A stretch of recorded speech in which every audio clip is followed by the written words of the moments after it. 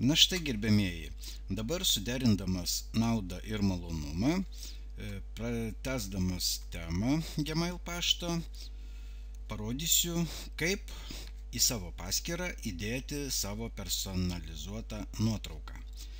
Na, šiuo atveju aš keliauju atgal į tą pačią naršyklę, kurioje kūriau paštą. Užeinu į Google ir štai jau yra mano profilis, matote. Tai vat, kad sukurti nuotrauką, veiksmai yra iš tikrųjų labai paprasti.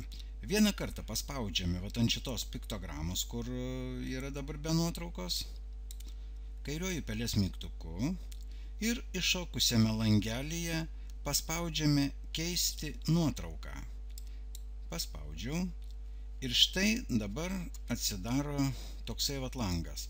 Čia yra galimybė arba nuvilkite profilio nuotrauką čia, arba pasirinkite nuotrauką iš kompiuterio.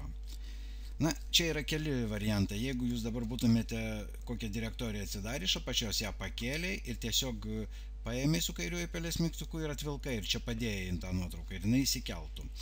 Bet mes dabar šiuo atveju iš kompiuterio pasirinksime.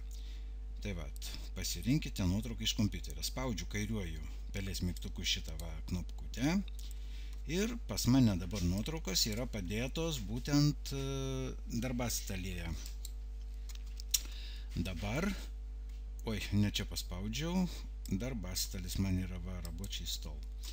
Ir ant darbastalio aš turiu pasidėjęs štai keletą nuotraukų, kurios man atitinka tematiką, būtent to seno patefono.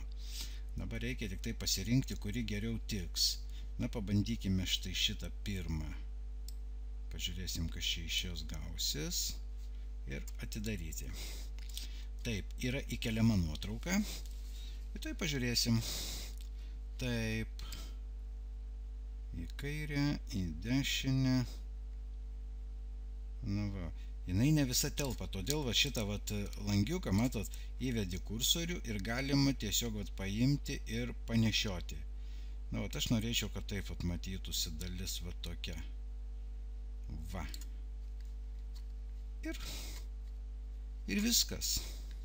Ir nustatyti kaip profilio nuotrauką. Tinka man tas paveikslėlis ir jisai atitinka mano tematiką. Su kairiuoju pelės mygtuku, matėte, paspaudžiu šitą knopkutę. Vat ir viskas. Ir vat patefonas yra atsidūręs.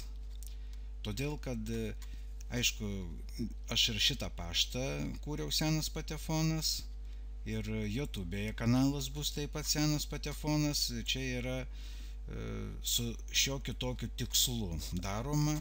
Nu, apie tuos tikslus jūs pamatysite vėliau, kada aš jau jums parodysiu, kaip susikurti YouTube'ės kanalą.